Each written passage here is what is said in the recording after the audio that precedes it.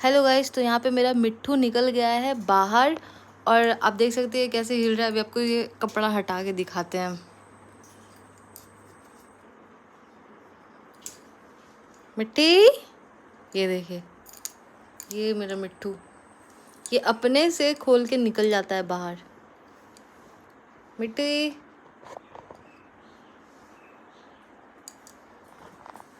चलो मिट्टू तुम वापस से ढक दे। नहीं कहे बोलना पड़ेगा, इधर टानो उसको।